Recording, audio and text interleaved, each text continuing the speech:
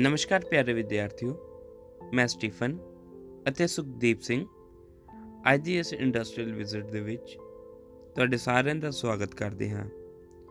ਅੱਜ ਦੀ ਇਸ industrial visit ਦੇ ਵਿੱਚ ਅਸੀਂ ਹੋਟਲ ਦੇ ਹਾਊਸਕੀਪਿੰਗ ਡਿਪਾਰਟਮੈਂਟ ਅਤੇ ਬੇਸਿਕ ਐਟੀਕੇਟਸ ਅਤੇ ਮੈਨਰਸ ਦੇ ਬਾਰੇ ਗੱਲ ਕਰਾਂਗੇ। ਸਭ ਤੋਂ ਪਹਿਲਾਂ ਅਸੀਂ ਇਹ ਜਾਣਾਂਗੇ ਕਿ ਹੋਟਲ ਨੂੰ ਕਿੰਨੇ ਡਿਵੀਜ਼ਨਸ ਦੇ ਵਿੱਚ ਜਾਂ ਕਿੰਨੇ ਡਿਪਾਰਟਮੈਂਟਸ ਦੇ ਵਿੱਚ ਵੰਡਿਆ ਜਾਂਦਾ ਹੈ। ਸਭ ਤੋਂ ਪਹਿਲੇ ਨੰਬਰ 'ਤੇ ਜੋ ਹੋਟਲ ਦਾ ਡਿਪਾਰਟਮੈਂਟ ਆਉਂਦਾ ਹੈ ਉਹ ਹੈ hotel front office. Hotel front office ਦਾ ਮੁੱਖ ਕੰਮ ਹੁੰਦਾ ਹੈ ਸਾਰੀਆਂ ਰਿਜ਼ਰਵੇਸ਼ਨ ਨੂੰ, ਗੈਸਟ ਚੈੱਕ-ਇਨ ਨੂੰ, ਚੈੱਕ-ਆਊਟ ਨੂੰ ਅਤੇ ਸਾਰੀਆਂ ਮੇਲਸ ਅਤੇ ਇਨਫੋਰਮੇਸ਼ਨ ਸਰਵਿਸ ਨੂੰ ਅੱਗੇ ਨੂੰ ਕਨਵੇ ਕਰਦਾ ਹੈ। ਹੋਟਲ ਫਰੰਟ ਆਫਿਸ ਤੋਂ ਬਾਅਦ ਅਗਲਾ ਜੋ ਡਿਪਾਰਟਮੈਂਟ ਹੈ ਉਹ ਹੈ ਫੂਡ ਐਂਡ ਬੈਵਰੇਜ ਸਰਵਿਸ ਜਾਂ ਪ੍ਰੋਡਕਸ਼ਨ ਡਿਪਾਰਟਮੈਂਟ। ਇਸ ਡਿਪਾਰਟਮੈਂਟ ਦਾ ਮੇਨ ਕੰਮ ਹੁੰਦਾ ਹੈ ਖਾਣੇ ਦਾ ਅਤੇ ਪੀਣ ਦੀਆਂ ਜੋ ਵਸਤੂਆਂ ਵਾ ਉਹਨਾਂ ਦਾ ਮੈਨੂ ਤਿਆਰ ਕਰਨਾ ਅਤੇ ਹੋਟਲ ਦੇ ਵਿੱਚ ਹੋਣ ਵਾਲੀ ਹਰ ਇੱਕ ਪਾਰਟੀ, ਰੈਸਟੋਰੈਂਟ ਦੇ ਵਾਸਤੇ ਜਾਂ ਰੂਮ ਸਰਵਿਸ ਦੇ ਲਈ ਖਾਣੇ ਨੂੰ ਤਿਆਰ ਕਰਨਾ ਅਤੇ ਉਸ ਤਿਆਰ ਕੀਤੇ ਹੋਏ ਖਾਣੇ ਨੂੰ ਗੈਸਟ ਤੱਕ ਪਹੁੰਚਾਉਣਾ। F&B ਡਿਪਾਰਟਮੈਂਟ ਤੋਂ ਬਾਅਦ ਅਗਲਾ ਡਿਪਾਰਟਮੈਂਟ ਜੋ ਆਉਂਦਾ ਹੈ ਉਹ ਹੈ ਯੂਨੀਫਾਰਮ ਸਰਵਿਸ ਡਿਪਾਰਟਮੈਂਟ।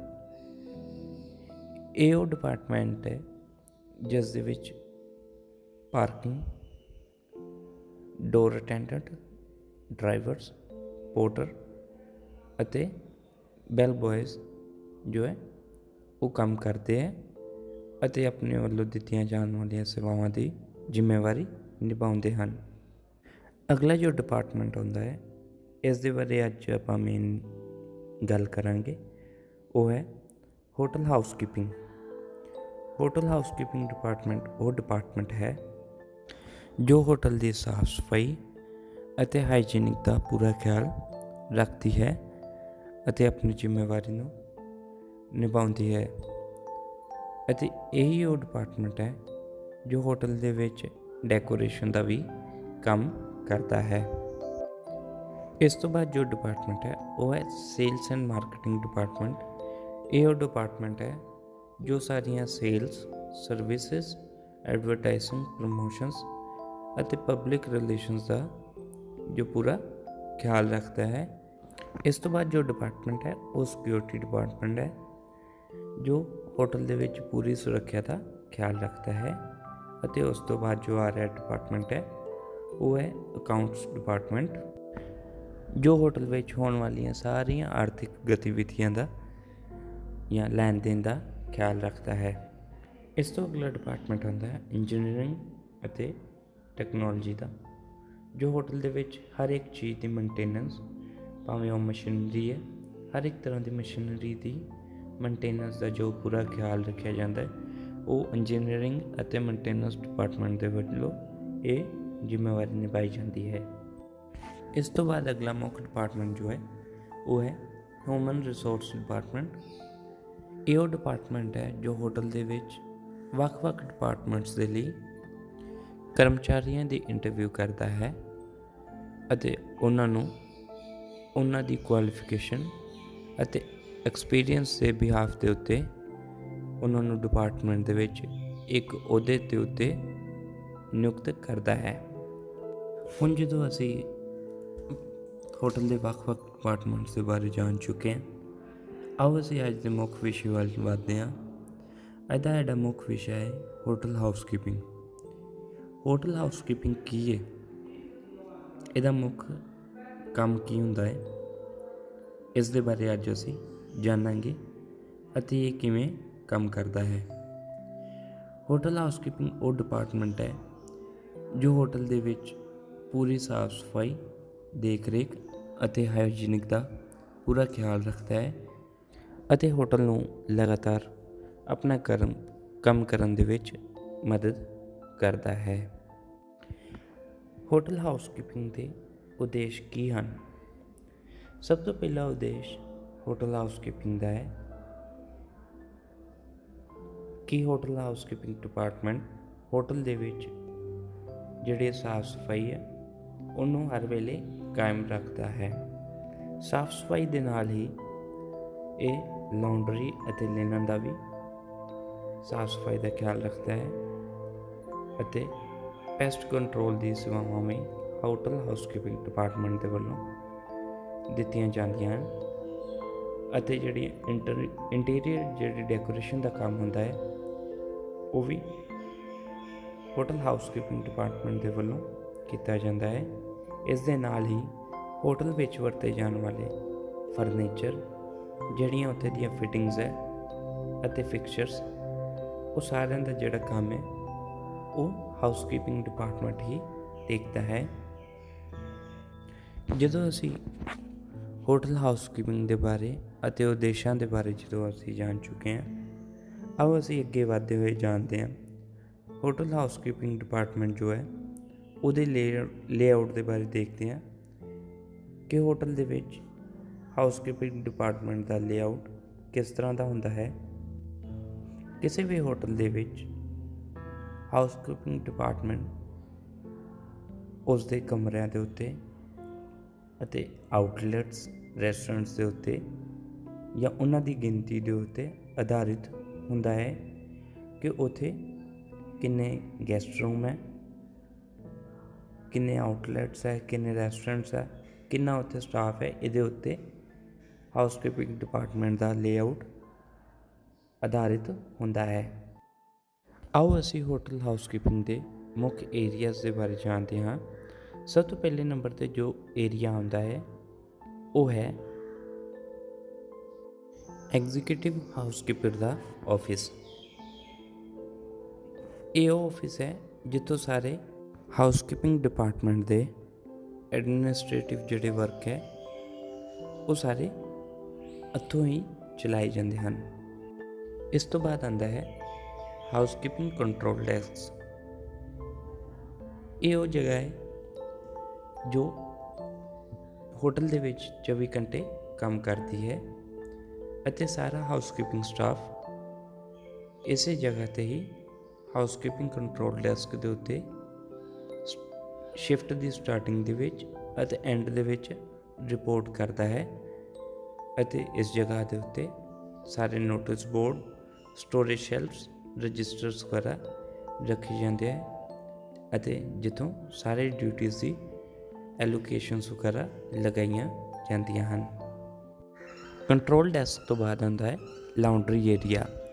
ਇਹ ਉਹ ਏਰੀਆ ਹੈ ਜਿੱਥੇ ਸਾਰਾ ਲਿਨਨ, ਸਟਾਫ ਅਤੇ ਗੈਸਟ ਦੇ ਜਿਹੜੇ ਯੂਨੀਫਾਰਮ ਹੈ ਜਾਂ ਕੱਪੜੇ ਹੈ ਉਹ ਵਾਸ਼ਿੰਗ ਅਤੇ ਆਇਰਨਿੰਗ ਵਗੈਰਾ ਜਾਂ ਡਰਾਈ ਕਲੀਨਿੰਗ ਦਾ ਸਾਰਾ ਕੰਮ ਜੋ ਹੈ ਉਹ ਲਾਉਂਡਰੀ ਏਰੀਆ ਦੇ ਵਿੱਚ ਹੁੰਦਾ ਹੈ। ਇਸ ਤੋਂ ਬਾਅਦ ਆਉਂਦਾ ਹੈ ਲਿਨਨ ਰੂਮ। ਲਿਨਨ ਰੂਮ ਉਹ ਹੈ ਜਿੱਥੋਂ ਕਿ ਸਾਰਾ ਲਿਨਨ ਜਾਂ ਟਾਵਲਸ, ਸਾਰਾ ਮਟੀਰੀਅਲ ਜਿਹੜਾ ਵਾ ਉਹ ਕੀ ਹੈ ਇੱਥੇ ਸਟੋਰ ਕੀਤਾ ਜਾਂਦਾ ਹੈ ਅਤੇ ਇੱਥੇ ਹੀ ਰੂਮਸ ਦੇ ਵਿੱਚ ਯੂਜ਼ ਕਰਨ ਵਾਸਤੇ ਸਟਾਫ ਨੂੰ ਇਸ਼ੂ ਕੀਤਾ ਜਾਂਦਾ ਹੈ। ਲਿਨਨ ਦੇ ਵਾਂਗ ਹੀ ਅੱਗੇ ਦੂਸਰਾ ਰਹਿੰਦਾ ਹੈ ਉਹ ਹੈ ਯੂਨੀਫਾਰਮ ਰੂਮ। ਯੂਨੀਫਾਰਮ ਰੂਮ ਉਹ ਰੂਮ ਹੈ ਜਿੱਥੇ ਸਟਾਫ ਦੀਆਂ ਯੂਨੀਫਾਰਮ ਜਿਹੜੀਆਂ ਵਾ ਉਹ ਇਕੱਠੀਆਂ ਕੀਤੀਆਂ ਜਾਂਦੀਆਂ, ਸਟੋਰ ਕੀਤੀਆਂ ਜਾਂਦੀਆਂ ਅਤੇ ਬਾਅਦ ਵਿੱਚ ਡਿਊਟੀ ਦੀ ਸ਼ੁਰੂਆਤ ਦੇ ਸਮੇਂ ਉਹਨਾਂ ਨੂੰ ਵੰਡੀਆਂ ਜਾਂਦੀਆਂ ਹਨ। ਅਗਲਾ ਏਰੀਆ ਜੋ ਹੁੰਦਾ ਹੈ ਉਹ ਹੈ ਟੇਲਰ ਰੂਮ। ਟੇਲਰ ਰੂਮ ਉਹ ਜਗ੍ਹਾ ਹੈ ਜਿੱਥੇ ਹੋਟਲ ਦੇ ਲਿਨਨ ਜਾਂ ਸਟਾਫ ਦੀ ਯੂਨੀਫਾਰਮ ਦੀ ਜੋ ਵੀ ਰਿਪੇਅਰਿੰਗ ਹੈ, ਸਟਿਚਿੰਗ ਹੈ, ਇੱਥੇ ਇਹਦਾ ਕੰਮ ਕੀਤਾ ਜਾਂਦਾ ਹੈ। ਇਸ ਤੋਂ ਬਾਅਦ ਅੱਗੇ ਆਉਂਦਾ ਹੈ ਹਾਊਸਕੀਪਿੰਗ ਸਟੋਰਸ। ਇਹ ਉਹ ਸਟੋਰ ਹੈ ਜਿੱਥੇ ਹਾਊਸਕੀਪਿੰਗ ਡਿਪਾਰਟਮੈਂਟ ਦੇ ਵਿੱਚ ਇਸਤੇਮਾਲ ਕੀਤੇ ਜਾਣ ਵਾਲੇ ਇਕਵਿਪਮੈਂਟਸ ਅਤੇ ਹੋਰ ਜਿਹੜੀਆਂ ਆਈਟਮਸ ਹੈ ਅਤੇ ਗੈਸਟ ਦੇ ਰੂਮ ਦੇ ਵਿੱਚ ਇਸਤੇਮਾਲ ਹੋਣ ਵਾਲੀਆਂ ਸਪਲਾਈਜ਼, ਸਾਬਣ ਹੋ ਗਿਆ, ਸ਼ੈਂਪੂ ਹੈ, ਟਾਵਲ ਹੈ, ਇਹ ਸਾਰੀਆਂ ਚੀਜ਼ਾਂ ਜਿਹੜੀਆਂ ਇਸ ਸਟੋਰ ਰੂਮ ਦੇ ਵਿੱਚ ਸਟੋਰ ਕੀਤੀਆਂ ਜਾਂਦੀਆਂ ਹਨ। ਅੱਗੇ ਜੋ ਏਰੀਆ ਆਉਂਦਾ ਹੈ ਉਹ ਹੈ ਫਲਾਵਰ ਰੂਮ। ਇਹ ਇੱਕ ਫੁੱਲੀ ਏਅਰ ਕੰਡੀਸ਼ਨ ਰੂਮ ਹੁੰਦਾ ਹੈ ਜਿਸ ਦੇ ਵਿੱਚ ਵਰਕ ਟੇਬਲਸ, ਸਿੰਕਸ ਅਤੇ ਵਾਟਰ ਸਪਲਾਈ ਹੁੰਦੀ ਹੈ। ਇਸ ਦੇ ਵਿੱਚ ਫੁੱਲਾਂ ਦਾ ਜਾਂ ਗਾਰਡਨਿੰਗ ਦਾ ਲਗਭਗ ਸਾਰਾ ਕੰਮ ਕੀਤਾ ਜਾਂਦਾ ਹੈ। ਇਸ ਤੋਂ ਬਾਅਦ ਜੋ ਲਾਸਟ ਦੇ ਵਿੱਚ ਜੋ ਇੱਕ ਏਰੀਆ ਆਉਂਦਾ ਹੈ ਉਹ ਹੈ ਲੋਸਟ ਐਂਡ ਫਾਊਂਡ ਏਰੀਆ। ਇਹ ਉਹ ਜਗ੍ਹਾ ਹੈ ਜਿੱਥੇ ਗੈਸਟ ਵੱਲੋਂ ਜਿਹੜੀਆਂ ਰਹਿ ਗਈਆਂ ਚੀਜ਼ਾਂ ਉਹਨਾਂ ਨੂੰ ਸਟੋਰ ਕੀਤਾ ਜਾਂਦਾ ਹੈ ਅਤੇ ਡਾਇਰੈਕਟਲੀ ਹੋਟਲ ਫਰੰਟ ਆਫਿਸ ਦੇ ਨਾਲ ਕੰਟੈਕਟ ਕਰਦਾ ਹੈ ਜਾਂ ਕਮਿਊਨੀਕੇਟ ਕਰਦਾ ਹੈ ਕਿ ਇਹ ਵਾਲੇ ਗੈਸਟ ਦਾ ਜਾਂ ਇਸ ਕਮਰੇ ਨੰਬਰ ਦੇ ਵਿੱਚੋਂ ਗੈਸਟ ਦਾ ਇਹ ਵਾਲਾ ਸਮਾਨ ਮਿਲਿਆ ਹੈ ਅਤੇ ਇਹ ਬਾਅਦ ਵਿੱਚ ਉਸੇ ਹੀ ਹਾਲਾਤ ਦੇ ਵਿੱਚ ਗੈਸਟ ਨੂੰ ਹੈਂਡਓਵਰ ਕੀਤਾ ਜਾਂਦਾ ਹੈ। ਹੁਣ ਜਦੋਂ ਅਸੀਂ ਹੋਟਲ ਹਾਊਸਕੀਪਿੰਗ ਦੇ ਵੱਖ-ਵੱਖ ਏਰੀਆਜ਼ ਦੇ ਬਾਰੇ ਜਾਣ ਚੁੱਕੇ ਹਾਂ, ਆਓ ਅਸੀਂ ਹੁਣ ਅੱਗੇ ਉਹਨਾਂ ਏਰੀਆਜ਼ ਦੇ ਬਾਰੇ ਵੀ ਜਾਣਦੇ ਹਾਂ ਜਿੱਥੇ ਹੋਟਲ ਹਾਊਸਕੀਪਿੰਗ ਡਿਪਾਰਟਮੈਂਟ ਹੈ ਜੋ ਆਪਣੀ ਜ਼ਿੰਮੇਵਾਰੀ ਨੂੰ ਨਿਭਾਉਂਦਾ ਹੈ, ਜਾਂ ਕਿਹੜੇ ਜਗ੍ਹਾਵਾਂ ਨੇ ਜਿੱਥੇ ਹੋਟਲ ਹਾਊਸਕੀਪਿੰਗ ਸਾਫ ਸਫਾਈ ਦਾ ਪੂਰਾ ਖਿਆਲ ਰੱਖਦਾ ਹੈ।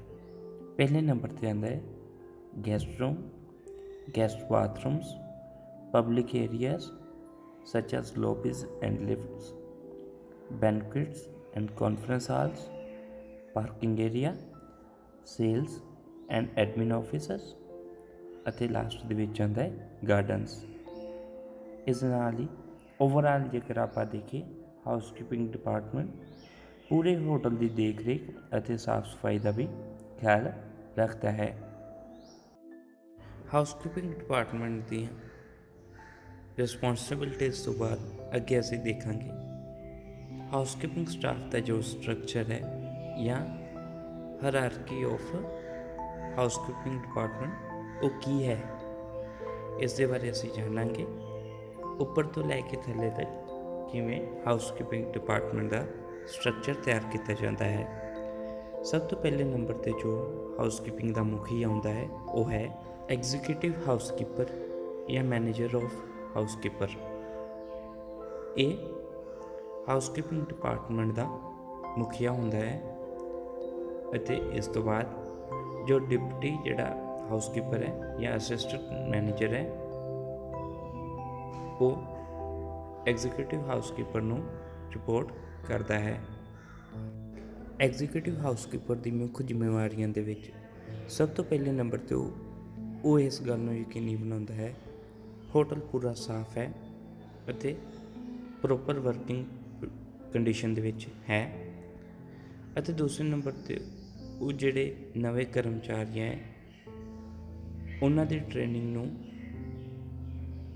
ਖਿਆਲ ਦੇ ਵਿੱਚ ਰੱਖਦਾ ਹੈ ਕਿ ਨਵੇਂ ਟ੍ਰੇਨਿੰਗ ਜਿਹੜੇ ਆਏ ਹੈ ਉਹਨਾਂ ਨੂੰ ਪ੍ਰੋਪਰ ਟ੍ਰੇਨਿੰਗ ਦਿੱਤੀ ਜਾ ਰਹੀ ਹੈ ਜਾਂ ਨਹੀਂ, ਅਤੇ ਹਰ ਇੱਕ ਕੰਮ ਨੂੰ ਦੇਖਦਾ ਹੈ ਕਿ ਪ੍ਰੋਪਰ ਸਟੈਂਡਰਡਸ ਦੇ ਨਾਲ ਕੰਮ ਕੀਤੇ ਜਾ ਰਹੇ ਹਨ, ਅਤੇ ਰੈਗੂਲਰ ਇਨਵੈਂਟਰੀ ਨੂੰ ਉਹ ਮੋਨੀਟਰ ਕਰਦਾ ਹੈ ਜਾਂ ਉਹਦੀ ਜਾਂਚ ਕਰਦਾ ਹੈ, ਅਤੇ ਹਾਊਸਕੀਪਿੰਗ ਇਕਵਿਪਮੈਂਟਸ ਅਤੇ ਹੋਟਲ ਦੀ ਜਿਹੜੀ ਪ੍ਰੋਪਰਲੀ ਹੈ ਉਹ ਮੋਨੀਟਰਿੰਗ ਕਰਦਾ ਹੈ ਕਿ ਸਾਰੇ ਜੋ ਵੀ ਇਕਵਿਪਮੈਂਟਸ ਹੈ ਹੋਟਲਸ ਹੈ ਇਹ ਪ੍ਰੋਪਰਲੀ ਵਰਕਿੰਗ ਕਰ ਰਿਹਾ ਹੈ ਜਾਂ ਨਹੀਂ, ਅਤੇ ਕਰਮਚਾਰੀਆਂ ਦੇ ਕੰਮ ਨੂੰ ਇਵੈਲੂਏਟ ਕਰਦਾ ਹੈ, ਉਹਨਾਂ ਦੀ ਪਰਫਾਰਮੈਂਸ ਨੂੰ ਦੇਖਦਾ ਹੈ ਅਤੇ ਉਹਨਾਂ ਦੀ ਟ੍ਰੇਨਿੰਗ ਅਤੇ ਪ੍ਰਮੋਸ਼ਨਸ ਦਾ ਵੀ ਖਿਆਲ ਰੱਖਦਾ ਹੈ, ਅਤੇ ਕਿਸੇ ਵੀ ਪਾਰਟੀ ਦੇ ਸਮੇਂ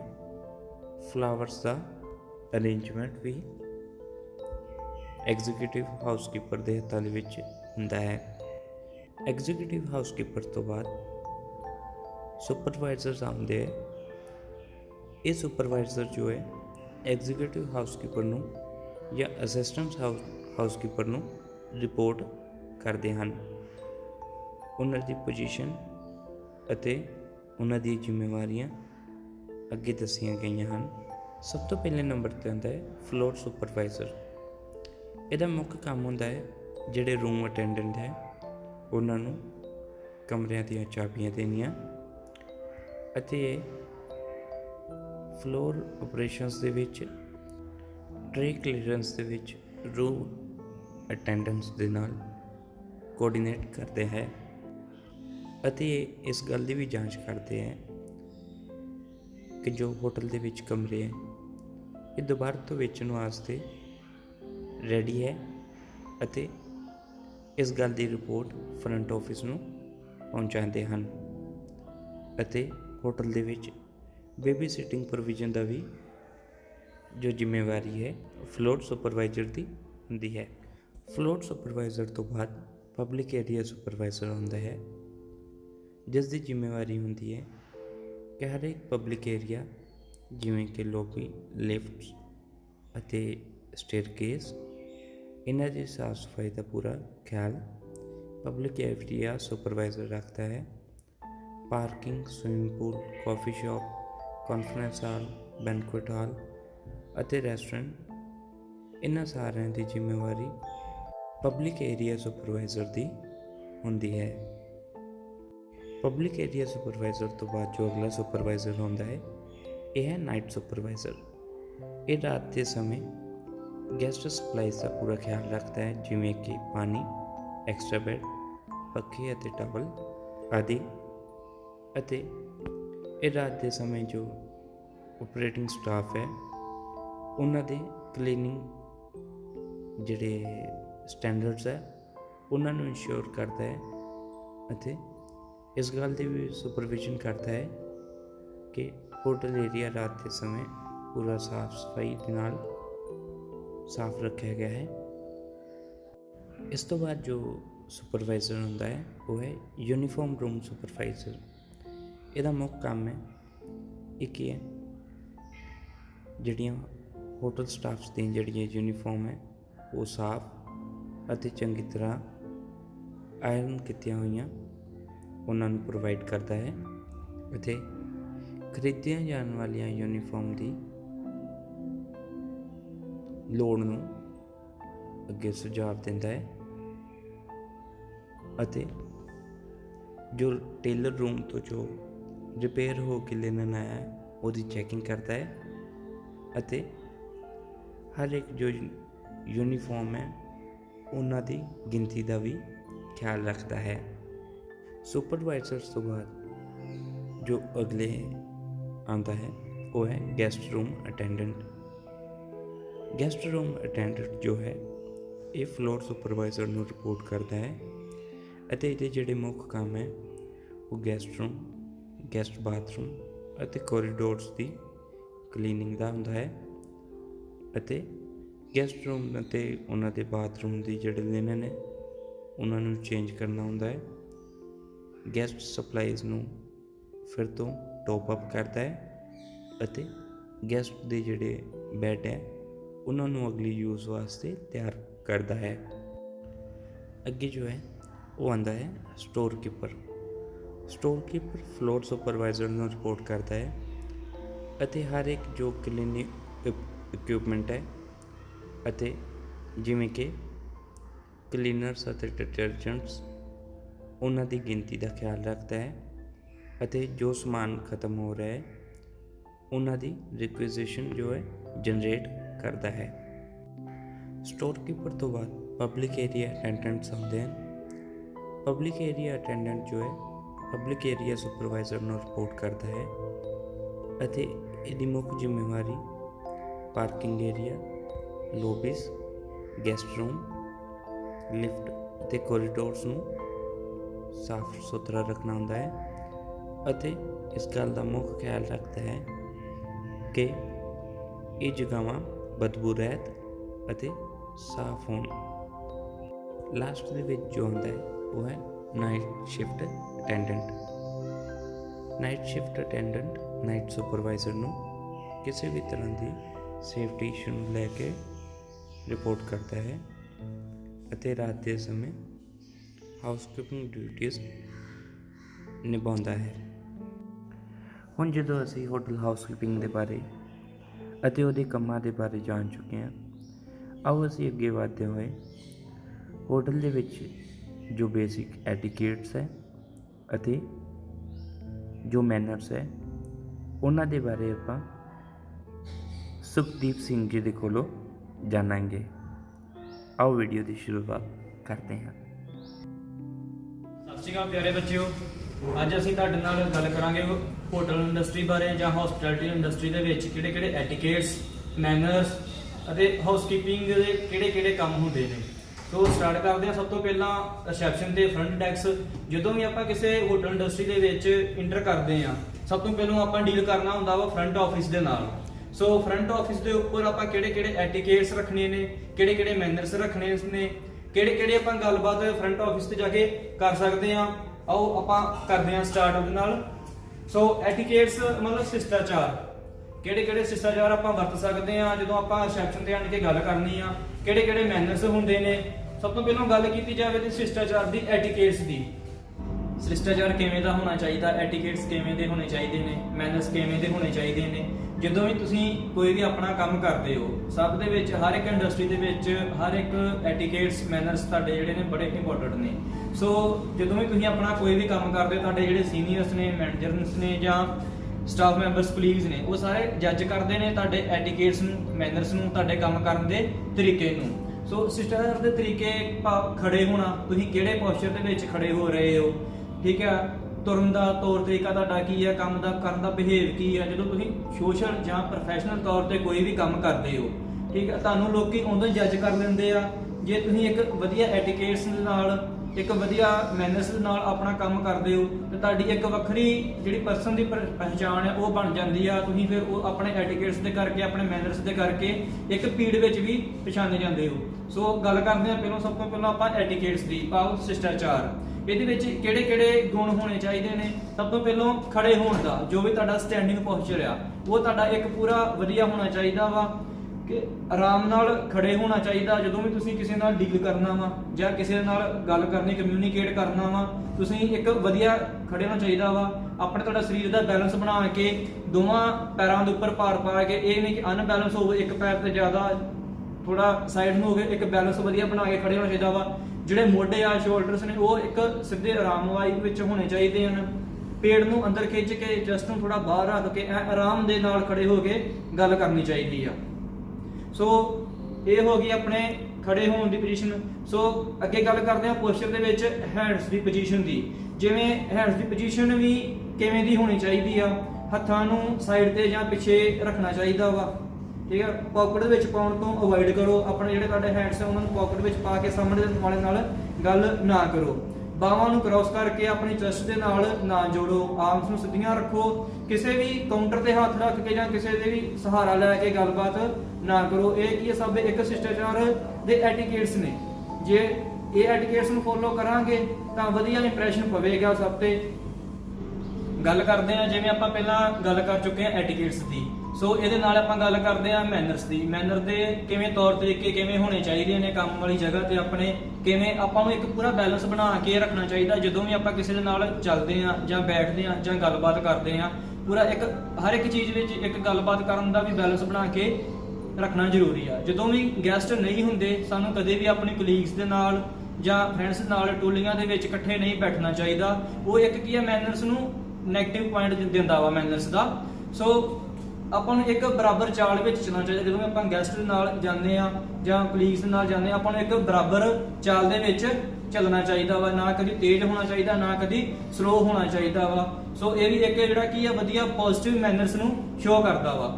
ਸੋ ਸੌਫਟ ਤਰੀਕੇ ਨਾਲ ਗੱਲ ਕਰਨੀ ਚਾਹੀਦੀ ਆ ਹਰ ਇੱਕ ਨਾਲ, ਭਾਵੇਂ ਉਹ ਆਪਣਾ ਸੀਨੀਅਰ ਆ ਭਾਵੇਂ ਜਾਂ ਜੂਨੀਅਰ ਆ, ਹਰ ਇੱਕ ਸੌਫਟ ਤਰੀਕੇ ਨਾਲ ਗੱਲ ਕਰਨੀ ਚਾਹੀਦੀ ਆ। ਅਤੇ ਹਰ ਇੱਕ ਆਰਗੇਨਾਈਜੇਸ਼ਨ ਦੇ ਜਾਂ ਹਰ ਇੱਕ ਇੰਡਸਟਰੀ ਦੇ ਆਪੋ ਆਪਣੇ ਰੂਲ ਰੈਗੂਲੇਸ਼ਨਸ ਹੁੰਦੇ ਨੇ। ਉਹਨਾਂ ਰੂਲ ਐਂਡ ਰੈਗੂਲੇਸ਼ਨਸ ਨੂੰ ਫੋਲੋ ਹੀ ਕਰਕੇ ਅਸੀਂ ਜਿਹੜਾ ਆਪਣਾ ਕੰਮ ਹੈ ਪੂਰਾ ਕੌਨਫੀਡੈਂਸ ਨਾਲ ਤੇ ਵਧੀਆ ਐਕੂਰੇਸੀ ਦੇ ਨਾਲ ਕਰ ਸਕਦੇ ਹਾਂ। ਸੋ ਹਰ ਇੱਕ ਆਰਗੇਨਾਈਜੇਸ਼ਨ ਦੇ ਜਾਂ ਹਰ ਇੱਕ ਇੰਡਸਟਰੀ ਦੇ ਆਪੋ ਆਪਣੇ ਰੂਲ ਰੈਗੂਲੇਸ਼ਨਸ ਹੁੰਦੇ ਆ। ਸੋ ਸਾਨੂੰ ਰੂਲ ਰੈਗੂਲੇਸ਼ਨ ਨੂੰ ਧਿਆਨ ਵਿੱਚ ਰੱਖਦੇ ਹੋਏ ਤਾਂ ਹੀ ਆਪਣੇ ਮੈਨਰਸ ਨੂੰ ਰੱਖਦੇ ਹੋਏ ਨਾਲ ਪੂਰਾ ਕੰਮ ਕਰਨਾ ਚਾਹੀਦਾ ਵਾ। ਤਾਂ ਹੀ ਅਸੀਂ ਕੰਫਰਟੇਬਲ ਹੋ ਕੇ ਤੇ ਕੌਨਫੀਡੈਂਸ਼ੀਅਲ ਵੇ ਨਾਲ ਕੰਮ ਕਰ ਸਕਦੇ ਹਾਂ। ਜੇ ਅਸੀਂ ਕੌਨਫੀਡੈਂਸ਼ੀਅਲ ਵੇ ਨਾਲ ਕੰਮ ਕਰਾਂਗੇ, ਸਾਡੇ ਕੰਮ ਦੀ ਜਿਹੜੀ ਐਕੂਰੇਸੀ ਔਰ ਰਿਜ਼ਲਟ ਵਧੀਆ ਨਿਕਲਣਗੇ।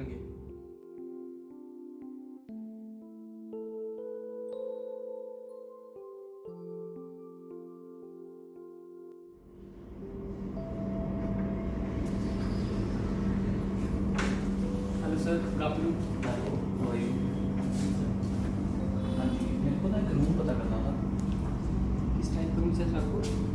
रूम मेरे साथ मेरी फैमिली है और 2 छोटे बच्चे हैं, तो मुझे रूम बताइए। है आपके सर पास? अपने पास 3 कैटेगरी रूम्स हैं, Deluxe room, super Deluxe room, family room.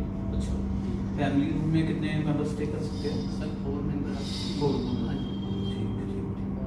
और प्राइस क्या है इसका? सर ये आपको विद ब्रेकफास्ट चाहिए, विदाउट ब्रेकफास्ट चाहिए?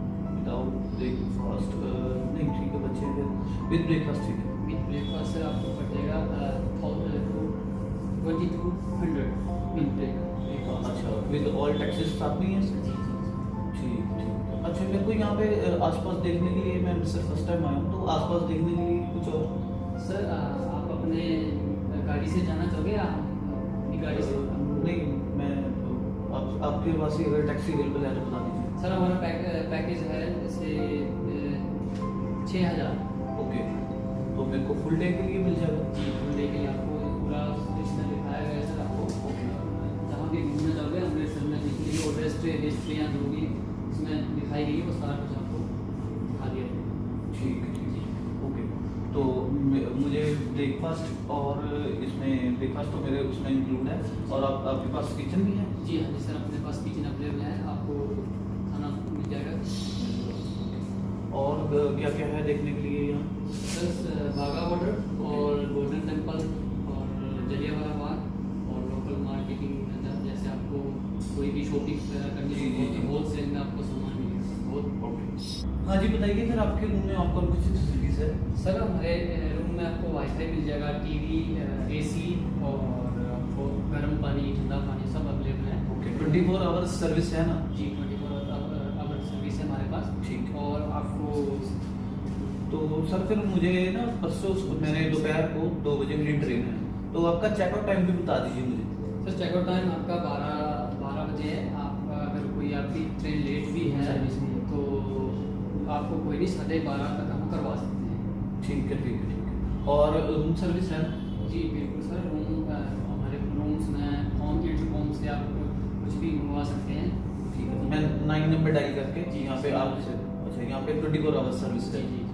ठीक है, चलो फिर ऐसा कीजिए, मुझे फिर उस दिन परसों 12:30 बजे मैं चेकआउट कर लूँगा। ठीक है जी। भी सर अपना कुछ आईडी प्रूफ। आईडी प्रूफ वगैरह मैं आपको अभी कर देता हूँ, आप मेरी बुकिंग रख लीजिए, तो फिर मैं जब अपनी फैमिली के साथ आऊँगा मुझे Thank you. सेकेंड मुझे अब फिर रूम आप एक शो करवा दीजिए। Thank you. Thank you.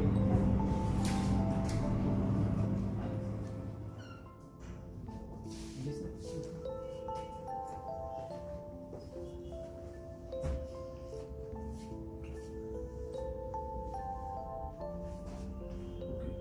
ठीक है, तो ये रूम है? ये रूम है सर। हाँ जी, ठीक। इसमें आपको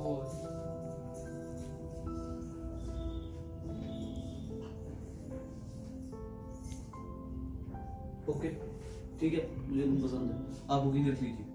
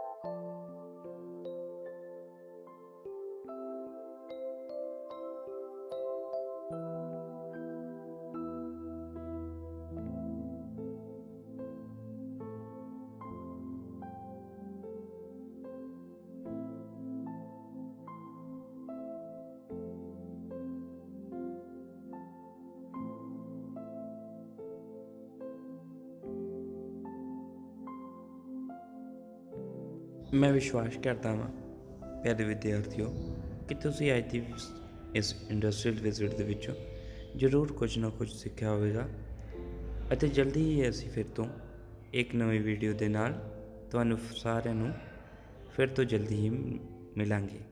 ਧੰਨਵਾਦ।